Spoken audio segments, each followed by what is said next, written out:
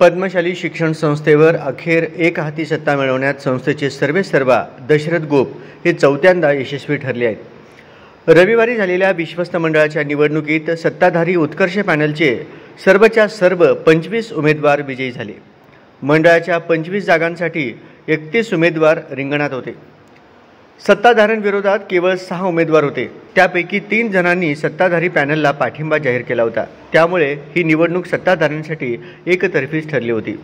अखेर रविवारी झालेल्या निवडणुकीत अपेक्षेप्रमाणे सत्ताधारी पॅनलने निर्विवाद यश संपादन केले। रविवारी सकाळी 7:30 ते सायंकाळी 5 या वेळेत कुचन प्रशालेतील 4 केंद्रावर मतदान झाले।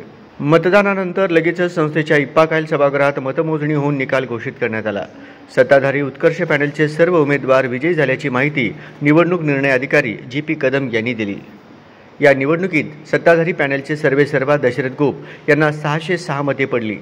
विजयी झालेल्या अन्य उमेदवारांना मिळालेली मते याप्रमाणे: प्राध्यापक श्रीनिवास कोंडी 615, नागनाथ गंजी 604, दिनेश यन्नम 597, विजय गुल्लापल्ली 601, श्रीधर चिट्याल 599, अशोक चिलका 603, संगीता इंदापुरे 606, व्यंकटेश आकेन 601, पांडुरंग दिड्डी 604, मल्लिकार्जुन सरगम 577, रमेश बद्दुल 599, प्रभाकर आरकाल 601, श्रीनिवास कॅतम 613, गोवर्धन कमटम 612, श्रीनिवास गड्डम 598, रामदास इप्पाकायल 602, दत्तात्रय यन्नम 587, नागनाथ श्रीरामदास 577, मधुकर कट्टा 604, हरीश कोंडा 596, गणेश गुज्जा 601, नरेश श्रीराम 595, श्रीनिवास जोग 586 व अंबादास गज्जम 594। विरोधी गटातील अजय अन्नलदास, दयानंद कोंडाबत्तीनी, बालाजी जक्का यांनी सत्ताधारी उत्कर्ष पॅनलला पाठिंबा जाहीर केला असला तरी